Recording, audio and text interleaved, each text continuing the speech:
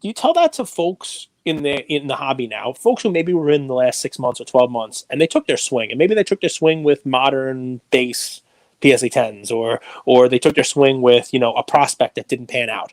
Do you tell them fresh start? You tell them that's the clean way to do it. You tell them, just like, that strategy, that plan, that didn't work, move on to something else. Is it that kind of clean thing? Get your next at bat, start somewhere else. Is that kind of the advice you give to the folks now? That's a great question. And I have not, as you're saying that and I'm thinking about it, I have not ever really drawn that analogy with my audience before and related it over to cards. However, I am a big believer in that your value of whatever you have, your past behavior and your past action has absolutely, that is all sunk cost. It is not relevant to where you are going. It doesn't matter that you bought these cards for some high amount and you've seen them shrink down, and that none of that matters. What matters is what are they worth today, and what do you think the market's going to do in the next 12 months? If today you were to start completely fresh and someone were to hand you, however much money you have in your collection value today and say, invest this in the absolute smartest way possible, would you buy the exact same collection you are currently holding on to? If the answer is no, which is probably no, especially if you have a lot of base cards, if the answer is no, then you should sell those cards immediately and you should rebalance your portfolio to get to whatever you think is the best thing you could possibly hold for the next 12 months.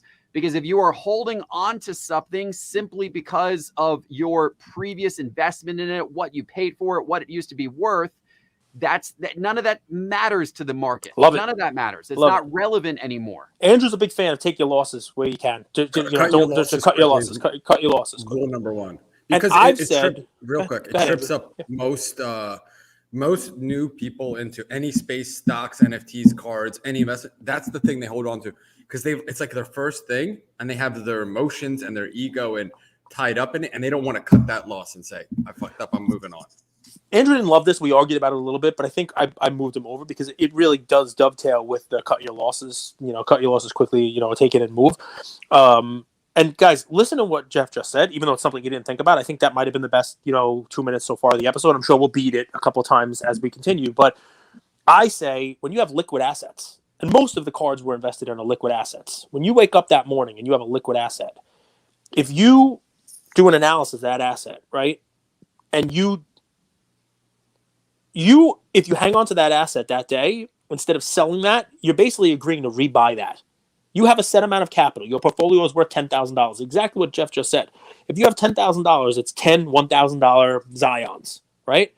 You could deploy that $10,000 into something else that day, something you think is a better investment. Or you can hang on to your Zion. You should be hanging on to your Zion if you think the Zion is the best place to put that $10,000. You're basically agreeing to rebuy that Zion.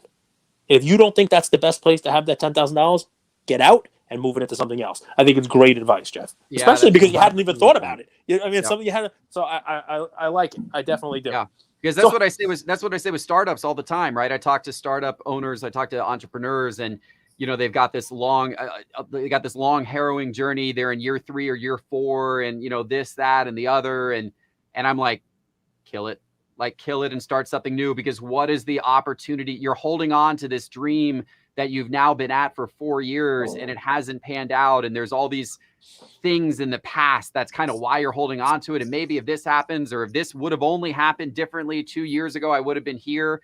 Mm-hmm. And I'm like, yeah, but none of that matters.